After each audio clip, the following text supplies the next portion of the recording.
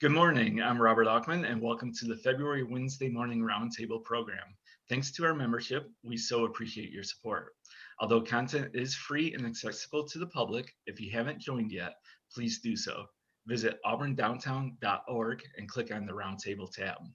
Today's program topic is Adapting in Times of COVID, with participants Donna Lamb, Executive Director, Schweinfurth Art Center, Angela Daddabbo, the Artistic Director, Auburn Public Theater, and Billye Chabot, Executive Director, Seward House Museum. Courtney Ray Kasper, Visitor Experience Manager at the Equals Rights Heritage Center and the Minister for Auburn's Historic and Cultural Sites Commission, will moderate the session. This bid program is brought to you by Tompkins Trust Company.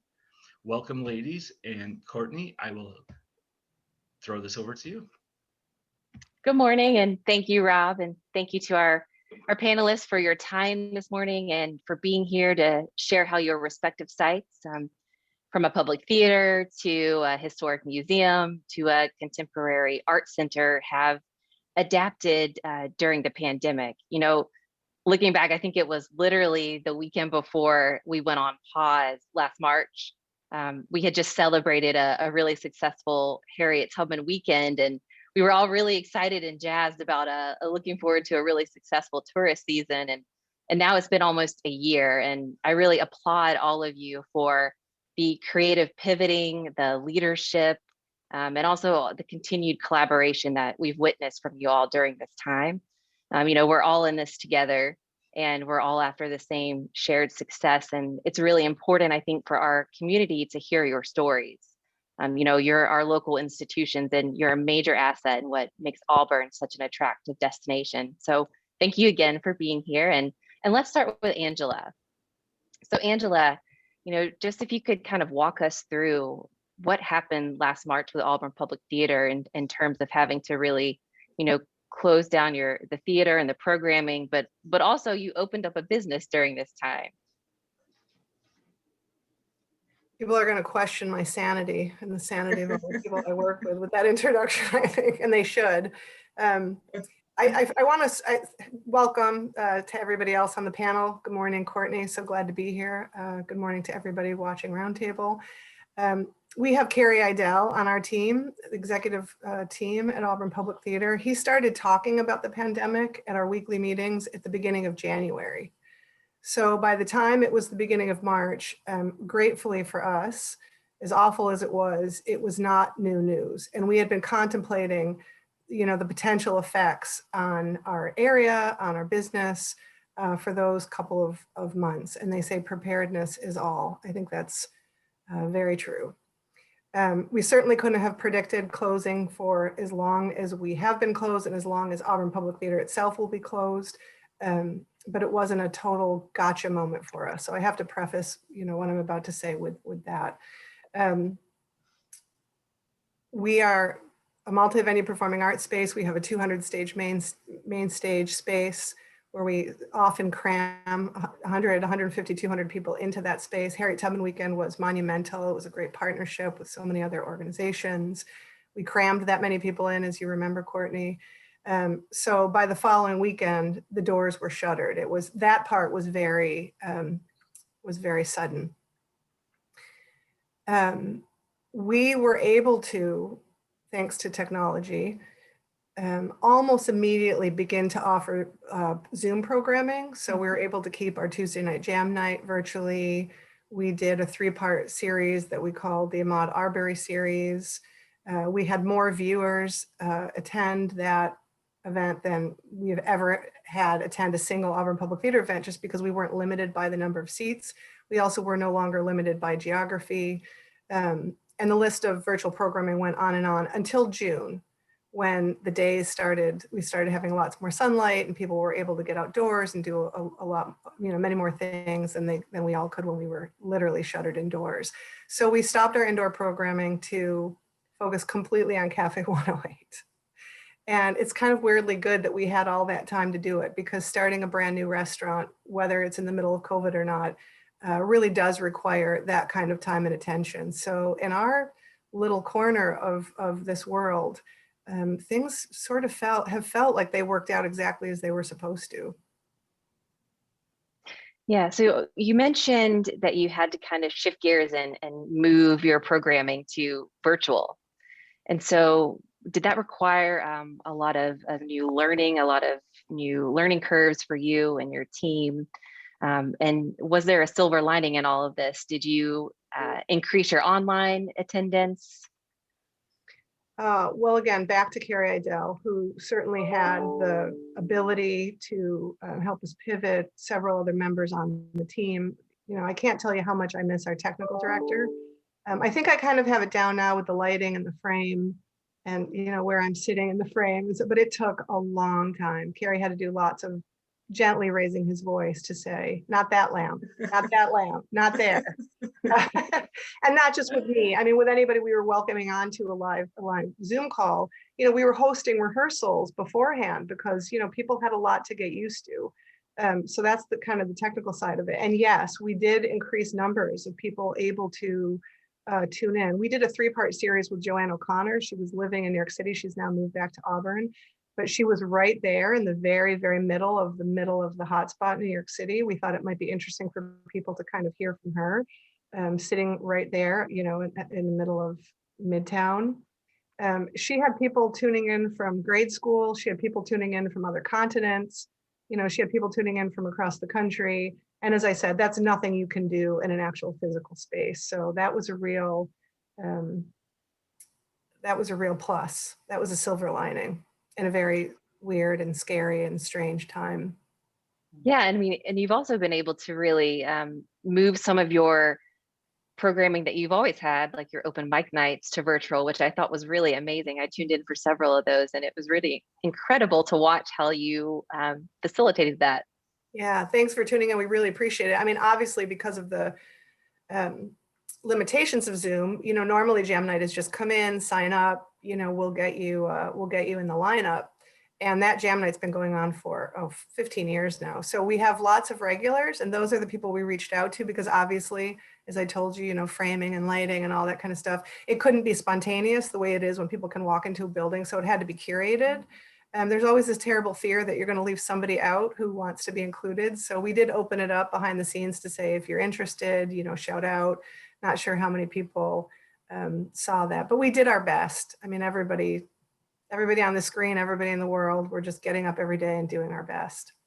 Yeah, and you actually most recently brought a big name through some virtual programming when you had Jeff Daniels do a live performance. That was amazing. That was a really incredible opportunity. So I got to know Jeff Daniels' agent when we were booking Holly Near for the Women's March event a year ago, January. And Jeff is one of his clients. And so I got on some email listserv or something, so I get this notification saying Jeff's looking to fill a date. And I immediately wrote back and said, this is not for Auburn Public Theater, right? I'm just like on some email listserv, just meaning that we're too small of a market. He's trying to do these, book these events in bigger markets, larger cities. And he said, you're the first person who wrote back. And I thought, okay, great. So we took it. It happened to be the night of the Georgia, the re-election in Georgia. So we thought, left, right, middle, up, down, around. Everybody might be looking for about an hour's worth of relief that night from the political tension that had been mounting. So, and he, I don't know, were you there, Courtney? I wasn't in attendance for that. No, I wasn't. So it was so delightful. It was just absolutely, it was to me so far the best. First of all, it's Jeff Daniels. So we had his entire tech team handling that side of the event. So we got to sit back and watch. So that's always really great. We don't have to worry about anybody's internet connection. But he was just really, he's a real pro. He has a theater of his own in Michigan, which he started decades ago. So he's a consummate live performer, as well as being, well-known on screen, and a stage performer as well. So he really has lovely presence, and he really knew how to talk to a Zoom audience and really bring us in. And then I was, we were kind of texting away with friends that we knew were on so it was as close to being at APT in an audience with people we know and love as we ever have been able to get in this last year. So we were really grateful for that opportunity. Yeah, that's awesome. Yep. I mean, and we made a couple $100, so that's great. Oh, that's great. That was kind of a nice segue into my next question because, being a public theater, you're so reliant on that audience coming in, whether it's a concert, comedy, just a live performance. So how has it been to be able to monetize the virtual programming and not really have that audience that you're, that are buying tickets, things that are there to actually support the programs? Well, I have to say, other than the Jeff Daniels concert, we have not been able to crack that nut of monetizing virtual programming, but obviously the marketplace has been flooded with virtual programming from people slightly and miles more famous than Auburn Public Theater, and lots of people offering free content, right? So how do you compete in that marketplace? But I will say this, the way, the balance sheet has worked for Auburn Public Theater in the last year, and you really don't know, who your friends are till you're all the way down.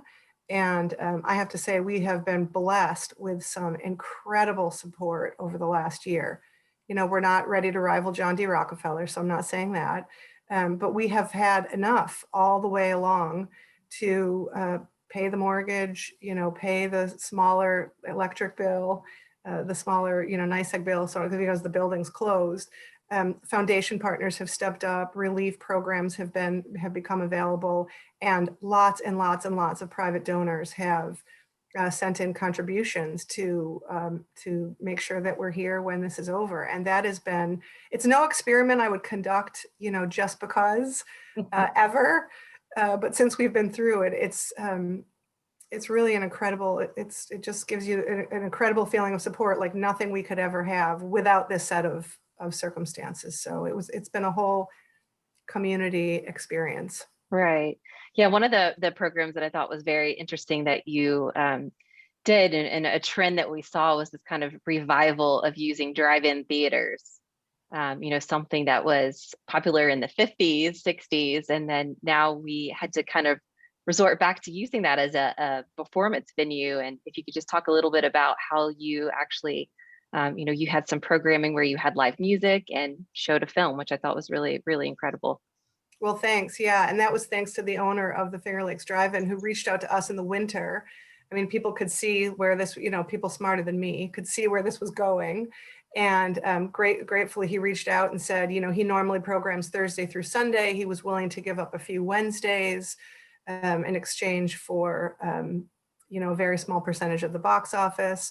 And coincidentally, those 4 consecutive Wednesdays in June hit some real milestones. They hit the Women's March Seneca Falls had an event planned. So that happened on a Wednesday night. That was incredible. We did a Juneteenth celebration that just happened to fall conveniently on a Wednesday. And then we were able to, Auburn, for its first time ever, did a formal celebration, as you know, of Pride, the 50th anniversary last 2019, which was so amazing. And such an incredible group of people came together to celebrate it. So we were able to take a small kind of, snapshot of that and park it, literally at the drive-in and have that experience. And we had musicians open, and then the film was there. And again, people got to gather safely in their cars from an appropriate social distance, so on and so forth. I don't love to program outdoors. That's why I endeavor to work, like a maniac inside, 26,000 square feet of the Grants department store building, because I don't like to contend with the weather.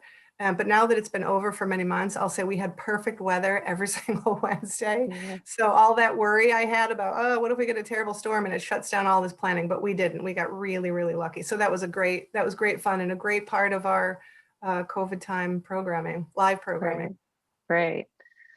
So you touched a little bit about funding, and we know that there was also some support from the city and the CDBG grants, and also from the commission. But other than that, really, how have you been able to, keep your members and, your typical, what you might say, audience members engaged and aware of what's going on, and really kind of getting that support from them that's needed during a time like this? Well, we have, we've been around for a while. So Auburn Public Theater, unlike Cafe 108, is not brand new. So we do a weekly email newsletter. So we've been able to communicate with people like that. As everybody on this call, I'm sure knows, we opened Cafe 108 August 26th. That is directly tied to the mission of Auburn Public Theater. All of the profit, all of the tips go to supporting Auburn Public Theater.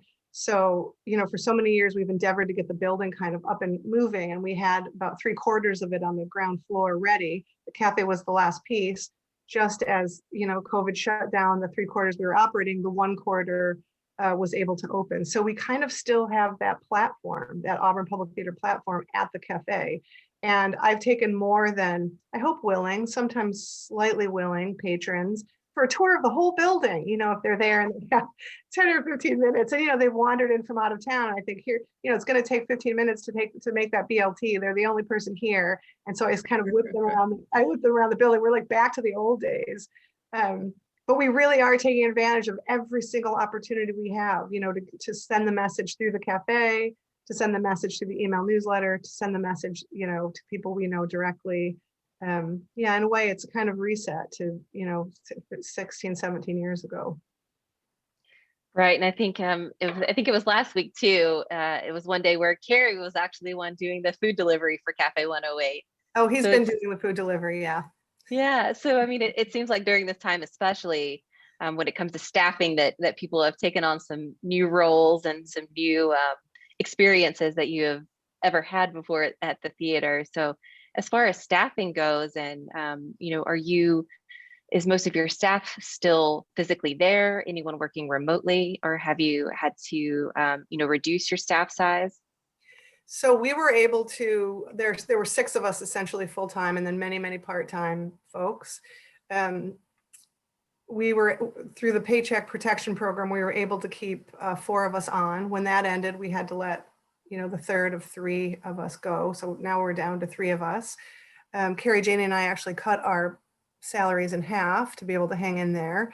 And so when we opened the cafe, we thought we would just be like the Walmart greeters, the Cafe 108 greeters. We'd just be chatting with people and explaining them how to order online. And then it was like, well, it's kind of busy. I think one of us should hop behind the cash register. Anyway, cut to, 5 months later, it's basically us and 3 other fabulous employees, soon to be a 4th additional employee. And I was saying to Chris Blessing, who works with us now, there's something performative about making food for people.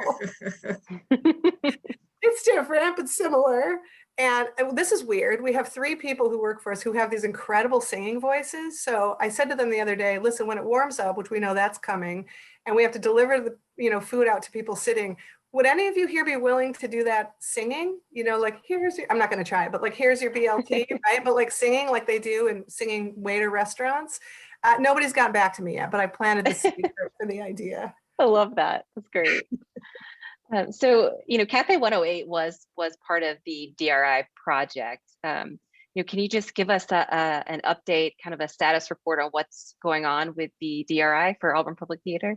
Yeah, so that is that grant was to complete the renovation of our lower level, which is an additional 13,000 square feet of space. And I'm just reading from my notes here because Carrie sent those to me. The contract, I didn't want to miss anything. The contract's been executed. We've been approved to begin the project. We are in the process of tweaking the final building plans before going out to bid. So here's another weird silver lining. Like we fully planned to do this renovation while we were programming upstairs, and oftentimes the entire building is in use. There'll be a movie playing and programming in the main stage and something happening on stage right, and a class in the yoga studio, hopefully not a yoga class, it needs silence. And then of course the cafe. And then we had this idea that we were going to do this major renovation program on the project on the lower level without the noise disturbing everybody upstairs. So weirdly enough, the upstairs has emptied out, and the timing is happening just so that it looks like we're going to be able to get all of this done and completed just as organizations like ours are going to be allowed to come back fully online. So again, I would never have chosen this path because it's weird and strange and it's terribly upsetting. But it's kind of in that way working out for Auburn Public Theater. Yeah, no, it's really exciting and can't wait for that. I've gotten a little bit of a sneak peek of what some of the renovation looks like, and it's going to be spectacular. So good, thanks. We're excited. Congrats on that. Yeah. Thank you. So, looking ahead and being hopeful, what are some of the future expectations for Auburn Public Theater and what's on the horizon for you? Well, I read an article a couple weeks ago that talked about the Roaring 20s in a way I had never contextualized it. And I can try to find it. I've mentioned it to a few people. And it talked about how it was in many ways a direct reaction to the Spanish flu of 1918 through 1920. And so we're betting the whole farm that we have another Roaring 20s ahead of us. and that all this cooped upness that we've all experienced, when it's totally safe and the virus is safely in our rearview mirror, that people will be even more eager, I was going to say as eager as ever, but even more eager to gather in the way we designed the space to accommodate their gathering. So we're just doing our best one day at a time, making lots of BLT sandwiches at the cafe, taking unsuspecting patrons on tours of the entire building, and just putting our nose to the grindstone and thinking about programming in 2022. I mean, really starting to pencil in some music acts, a play schedule, all the things we've ever done. We've been able, gratefully, to keep up some of our class work through our outreach in various buildings. When students are present in their schools, and at Booker T. Washington, for example, we're able to send instructors in. So that piece, interestingly enough, is the least disturbed of all. But we hope to even expand on that as well, because the Roaring '20s, we hope, will be for everybody. Yes, absolutely. Young and old, yeah. Yeah. Well, thank you so much. And Thank you. now let's kick it over to Billye to tell us what's been going on at the Seward House Museum. I know that, like most of us, you did also close, but you were actually able to offer some tours. So just kind of take us back through, what happened when you did have to close, and some of the shifting that you did, and what that impact's been. Sure. So good morning, and thank you for inviting me to the Wednesday morning roundtable. And hello to everyone on the call and everyone who will be watching this next week. So as Courtney, you previously mentioned, we had that wonderful Harriet Tubman weekend. The other thing that Seward House had been working on in February of 2020 was the passport school groups, and we had nearly 1,000 visitors by the time we had to close in March. So those were some incredible numbers for us, and we were super, super excited. And unlike Angela, I had, was watching this on the news, but I was not prepared. I really wasn't. I didn't think it was going to hit as quickly as it did, and the shutdown to come so quickly as it did. So we closed down on March 15th, and we didn't reopen again until August 6th. So our industry was actually able to reopen sometime in July. But what we needed to do as a staff was to really practice how we were going to reopen safely for our staff and also for our visitors. So there were a lot of, as you know, COVID guidelines to put in place. I watched hours of webinars on how to reopen safely, both for staff and for visitors, everything that we had to put in place. And then also we had to work with an HR consultant to make sure that our staff manual was up to date with all of the COVID regulations. I did work up some numbers for you. We had 2,400 visitors in 2020. That's compared to 3,500 in 2019. So that was an 83% decrease in visitation, and ended up being a 75% loss on our admission income, which was huge for us. We lost 86% in gift shop sales and 70% loss in being able to hold a major or a signature fundraising event. So those were our big financial losses. Yeah, it was definitely a very tough year, and thank you for sharing those numbers. And so given that, what are some of the, since you didn't have that patronage and you didn't have the visitors that you typically do, even when you did reopen, it was very, very limited group tours that went through. What are some of the other ways that you found funding? Sure. So for funding, it actually, and Angela's been using this word all along, silver lining. We found actually a lot of silver linings in this very difficult year. So of course we were eligible for the PPP loan, staff of 7, and we were able to retain our full-time staff of 7. As part of that CARES Act, there was also funding to the national endowments and to other organizations at the federal level that fund the arts, fund museums, such as the Museum of Library Services. That money also gets funneled into state organizations. So we were able to get a large grant from the National Endowment of the Humanities to maintain 2 staff positions in the 3rd and 4th quarter of the year. So those were instrumental. And then we, of course, had the Community Development Block Grant, which we also put towards staff salaries, and a couple of other smaller grants that allowed us to keep our staff in place. And then I can't talk enough about the type of year that we had with just general fundraising. Everything from our annual fund drive back in May, Giving Tuesday, then our end of the year fund drive were the biggest ever in 2020. So our community really stepped forward. Our local foundations, of course, and Seward House would not be in existence in the way you see it today without the support of the Emerson Foundation. Of course, they've been helping us, but our members and our patrons and our community really, really did step up, much like what Angela is talking about.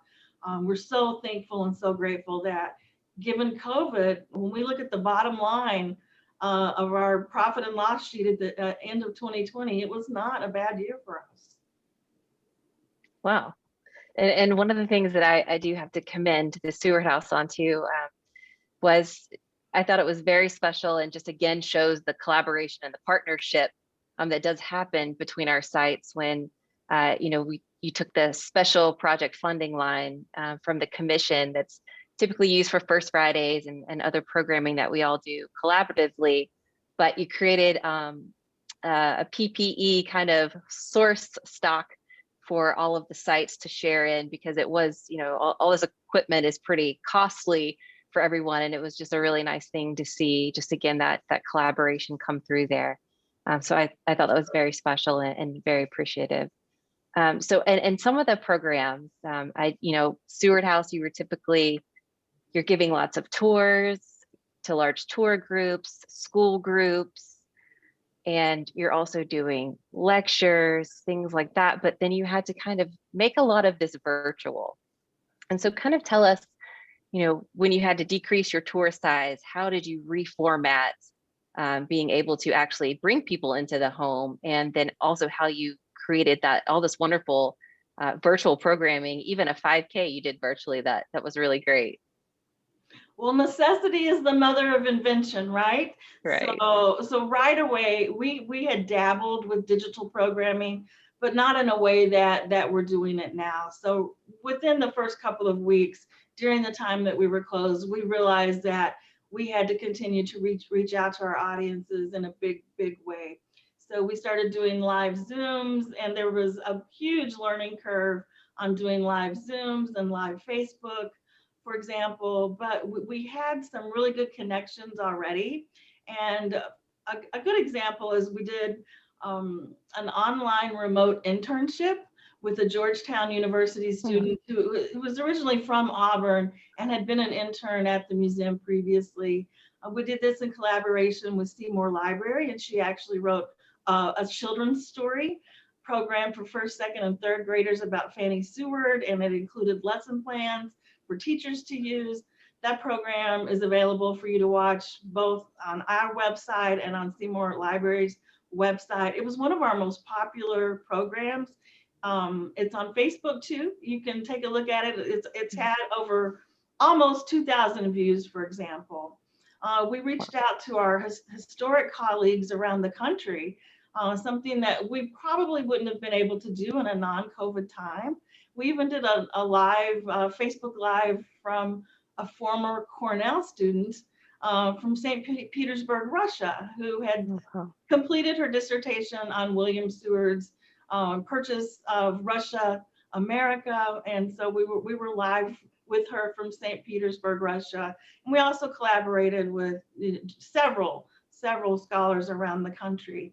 And one of the things that this led to was so many more people got to hear and see about Seward House. They donated, they gave us their email addresses, and that's part of the reason that we had such an increase in income, for example, for our annual appeal, for Giving Tuesday, for doing things like a virtual 5K, which was very successful for us. And we're going to be doing that again. There was a second part of your question. I'm now forgetting it. Oh, that's okay. Oh, I remember when we opened back up, how did we change? So we opened back up on August the 6th, and because of the size of some of our rooms, we have to reduce capacity. So we kept that to 6 to 8 visitors at a time. And also with our special programming, we still did Christmas. We still did haunted history, but we had decreased capacity for all of those events. So, you know, with the PPP and the mask wearing, we had visitors fill out health surveys, all of that. And I have to tell you, everyone was very cooperative. We didn't have anyone that argued with our system. You had to make a reservation in advance. We would let family units, sometimes if they were a little bit larger, come in together. But we had to make sure that our staff was able to maintain social distancing as well, which meant that we had to change up the tour of the house. So we couldn't take people into all of the spaces. Right. And one of the other things that was really successful, part of the summer programming that Seward House partnered with Cuga Museum and the Harriet Tubman National Historical Park to do the walking tours. And it seemed like those were sellouts every weekend. They were. It was incredible. So the Cuga Museum and Harriet Tubman have been great partners for us. It was in the fall that we had the walking tours. I believe they sold out every time they were offered. The other program that we did with the Cuga Museum and Harriet Tubman was our summer virtual camp, which was also a sellout. So we sent learning kits to all these children to pick up. And then every day for 5 days, you know, we had programming with them. It was really, really a lot of fun. We're going to be doing that again over spring break this year and again over the summer because it was so successful and sold out almost immediately when we offered it. Yeah, it was, we enjoyed seeing it because you started the tours at the Harriet Tubman statue at the Heritage Center, and it was just really special to see that. So congratulations on that. You know, you haven't been able to have your major fundraisers that you typically do. And do you think, you know, what you were able to accomplish and the support that you still got this year, was that still a success since you weren't able to really have those big major fundraisers that you typically have each year? It was somewhat, like I mentioned, we did lose about 73% in large fundraising income. But what we did, Haunted History and Candlelight Tours are both fundraising events for us. We did 27 nights of Haunted History. Wow. So we did 3 a night to accommodate as many people as possible with these smaller groups to be able to raise the same amount in 2020 that we would typically raise. And we did the same thing with Candlelight Tours. We drove ourselves to death over Christmas and we had 12 nights of Christmas with 2 tours each night and they all sold out. So those smaller fundraisers were still able to net the type of income we typically see with those. That's great.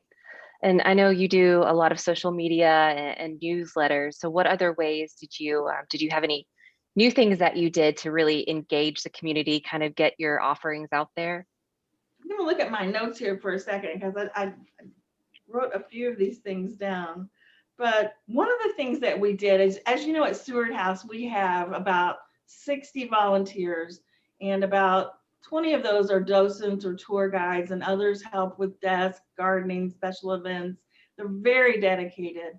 And so the staff divvied up the list of volunteers, and every couple of weeks we called our volunteers.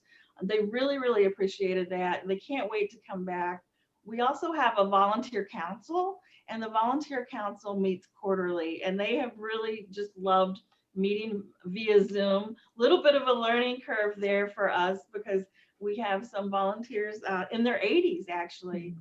So that was one way that we kept engaged with our volunteers who will be critical to us when we open back up.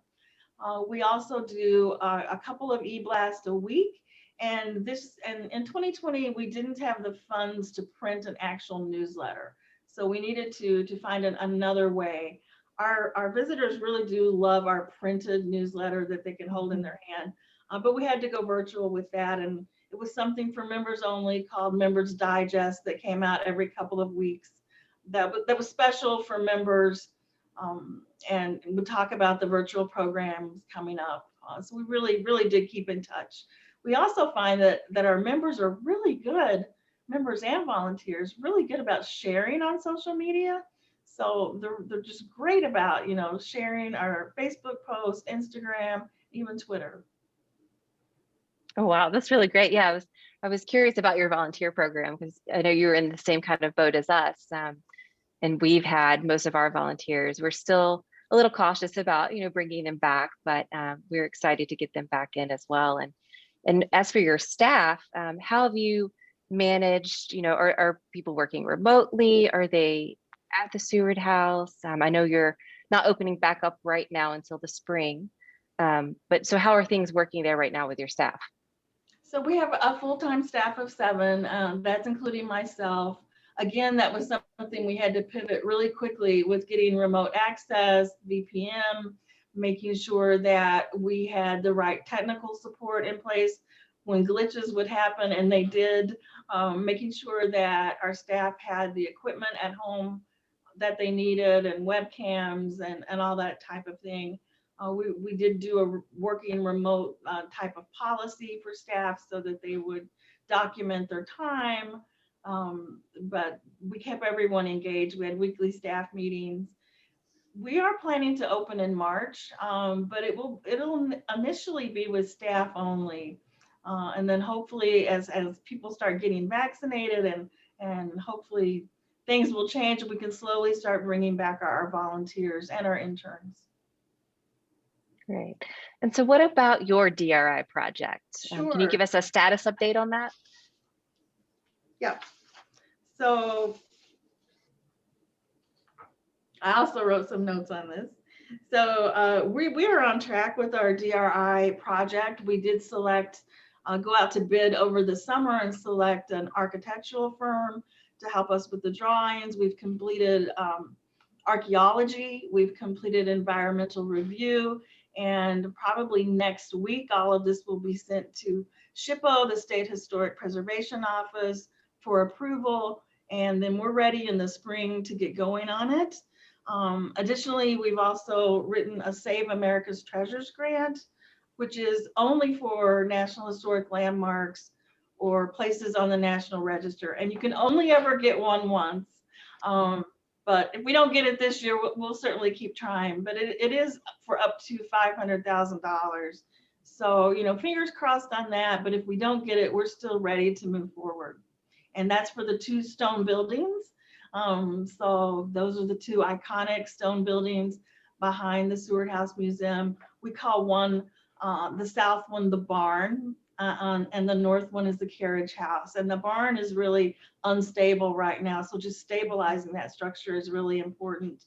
We will turn that into a multi-purpose room. And then the carriage house will be the carriage house. And that's where we will place William Henry Seward's iconic carriage that he used in Washington, D.C. when he was Secretary of State. So that's the carriage that Seward and Lincoln would have ridden in. And then in the upstairs of that north building, we hope to have additional staff spaces. Oh, wow, that's really exciting. Very excited for that too. So anything on the horizon for Seward House Museum? What are your future expectations when you do plan to reopen to the public? So I guess I keep saying this a lot too, is we don't know what we don't know. So I think just planning, but taking baby steps. So we have the first half of the year planned with a lot of digital programming continued. So we're very fortunate also that there are going to be additional grant opportunities coming through new CARES Act. We received the second round of PPP, so we're very thankful for that. And then for the second half of the year, we really do want to start planning, events in the garden and bringing First Friday back. And I imagine we're still going to be wearing masks and socially distanced, but it would be a year where we'd like to have either a culinary event or at least a distinguished speaker. And maybe you do have to have social distance in a venue to do that. But first part of the year, mostly digital, and then we're hoping that towards the end of the year to have more in-person programming. Good. Well, I look forward to that. That garden is something special. So always a pleasure being there. Well, thank you, Billye. And Donna, Thanks so much. let's hear about the Schweinfurth Art Center. You know, what was it? What was the impact on your facility when you did have to shut down, and what are things looking like now? Okay, thank you for having me, and hello to everyone out there. The Schweinfurth was already shut down when the pandemic hit and when the state initiated the required shutdown, because we were in the middle of, we were just starting our long awaited HVAC construction project. So we were already a construction zone on our second and third floor. We had moved all of our staff offices to our basement. So in some ways, we were in a good position to pivot, and it was pretty easy for us to transition to having our staff work from home. We had already moved all of our computers and had dealt with some of the technology issues that made that a little bit easier. But unfortunately, the construction project was shut down as well. So a project that we expected to be completed by the end of March didn't end up being completed until July. However, we were closed anyway, so it all actually worked out to have the construction going on at that point. So meanwhile, we suspended all of our live programs, classes, workshops, First Fridays, art camps, exhibits, and we spent probably from March to June regrouping and rescheduling things. We ended up canceling our Both Ends of the Rainbow exhibition, which is a very popular community exhibition. We started doing more digital programming, online programming, and actually that became a focus of our staff activity for the next few months. We added a lot of new programming. I think we did something like 42 videos, including 17 videos related to our Both Ends of the Rainbow exhibit. We launched a quarantine studio visit where we went in and interviewed artists working in their studios. I think we had 9 of those. We did 5 Quilting by the Lake conversations with participants in our quilting programs. We did 5 artist talks for our Made in New York exhibition and 6 artist talks for our quilt show. So all of that supplemental programming we would normally do for an exhibit pretty much went online. And at that time, we did try a few online classes. We found that the youth classes did not fly at all. Children are sick of online learning, so we kind of put that aside. We also did virtual exhibits. We, in addition to doing a virtual version of Both Ends of the Rainbow, we did a 3D virtual version of our quilt show, which was really interesting and generated a lot of interest from people who ordinarily would have traveled to see the show, decided not to or couldn't this year. So a lot of our focus has been on virtual programming. And one of the things that happened is that we had to cancel our Quilting by the Lake program, which for the Schweinfurth, I would say 60% of our gross revenue comes from our earned income activities. And that includes things like exhibit admissions, gift shop sales, and tuition from classes and fees. And out of that, our Quilting by the Lake conference makes up 40% of our revenue. Wow. So having to cancel that conference was a big hit to our budget. So we decided, initially we canceled it. We rescheduled some of the workshops to be held in Auburn in the fall, and those ended up being canceled. You know, when we first started, we kept thinking this will last until summer, and then it was this will last until fall. So we kept shifting, but in the end, we decided that this pandemic was going to impact our programming probably through most of 2021. So we made the decision that we're going to go with a virtual conference for Quilting by the Lake next year, and we're really going to gear up for doing our workshops and classes online. So we spent a lot of time, our staff spent a lot of time researching online teaching models, and we invested in a program that will allow us to do really high quality workshops online, and will also be a good platform for a virtual conference later in the fall. So meanwhile, we're still doing, even though we're not doing any live classes, we did open for Made in New York. We opened for the quilt show. Attendance for the year was down 70% from the year before. But the people who did come through felt very safe.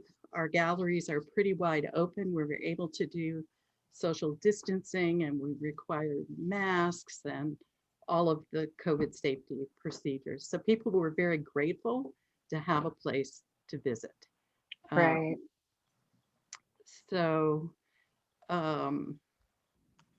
And the art installation too, the sweeping statement, that was really. Yes, that was another thing we did. In addition to focusing so much on the online activities, early on, we looked for opportunities to do some public art projects that would be viewable outdoors. So the first one was a video installation by Lauren Covington, a local artist, who projected images from a quilt maker through the windows on the front of our building. And that was viewable after dark from the street. So that was fun. And then we also did an installation by artist Anna Warfield called Sweeping Statement, which was a fiber art installation in a field outside of Skaneateles. So it was great to have the opportunity to feature those artists and to do something off the walls.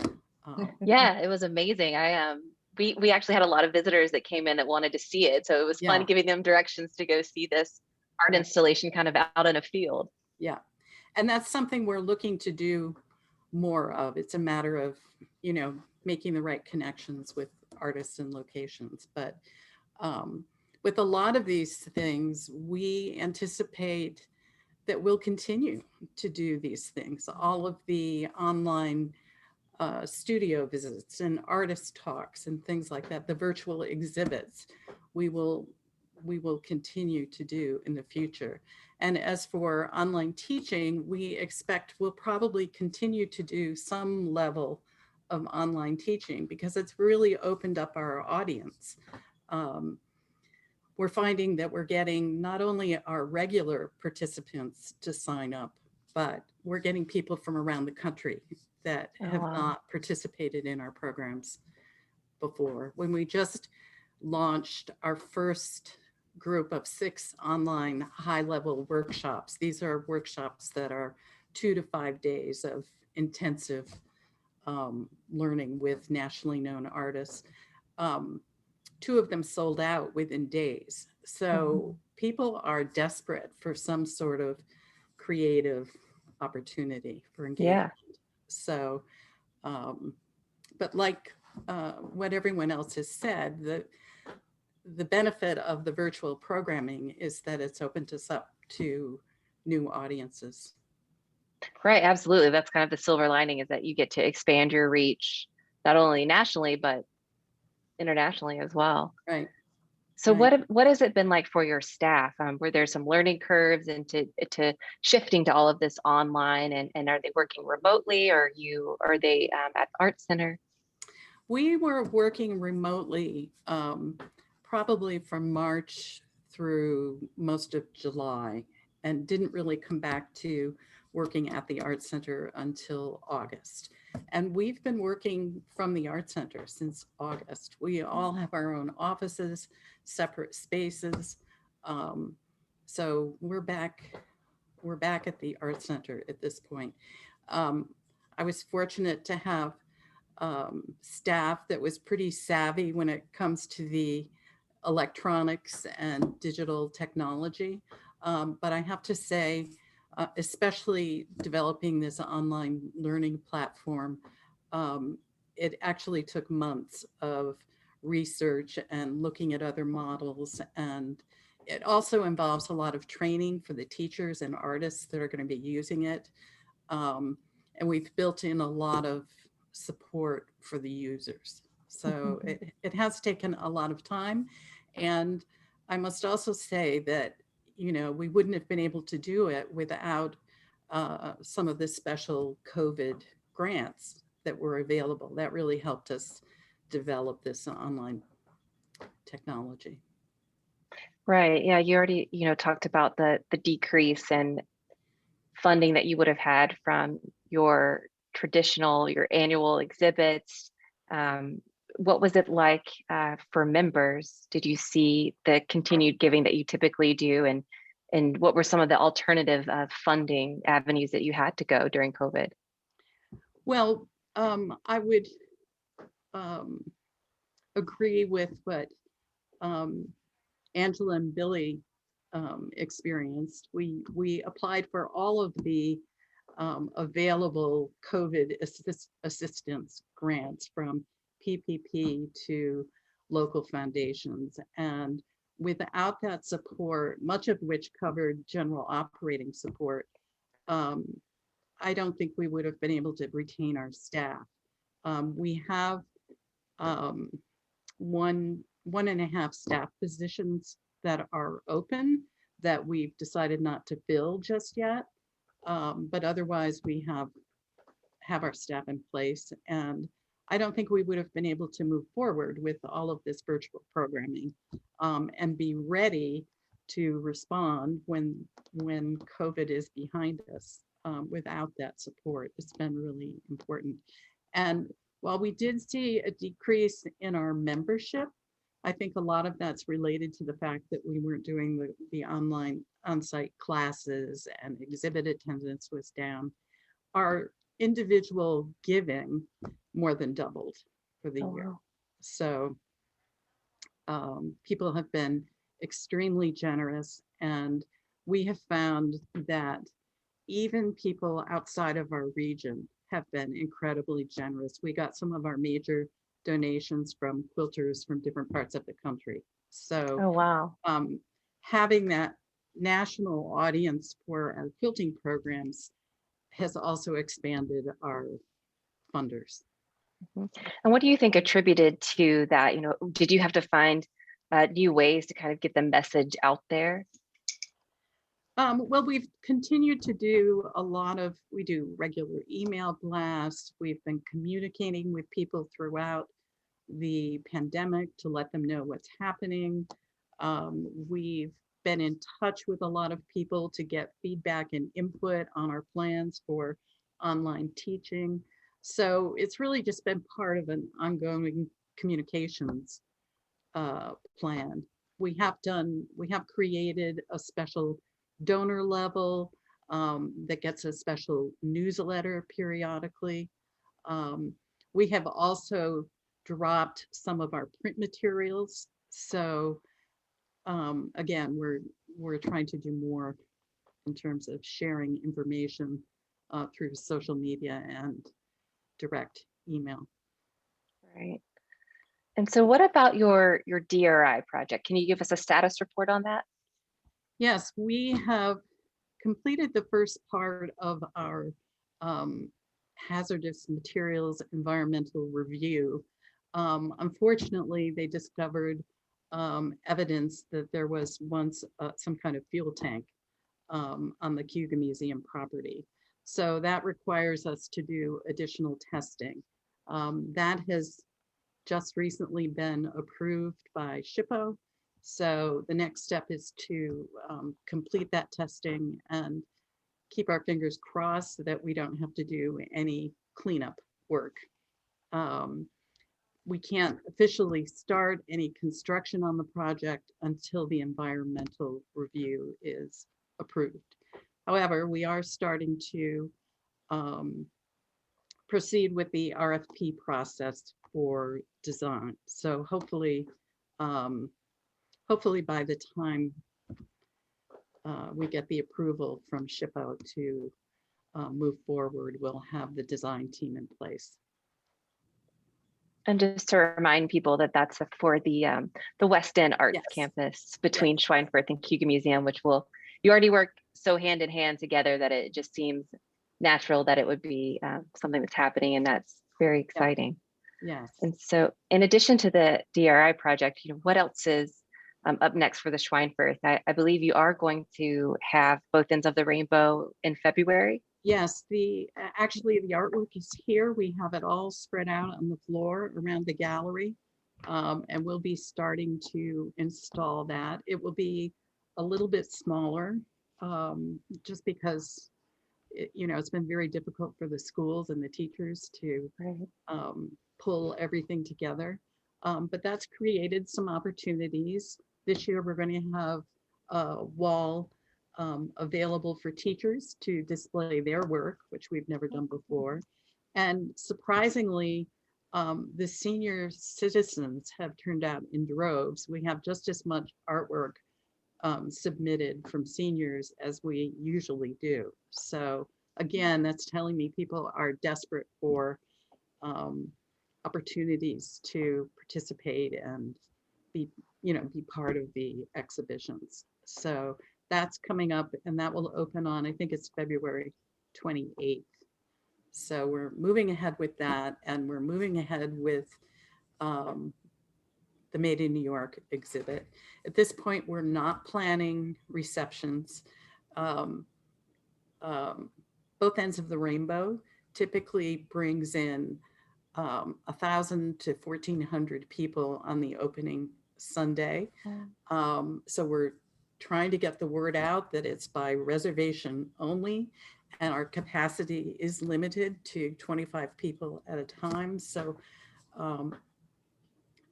we're trying to spread people out so everyone has a chance to participate.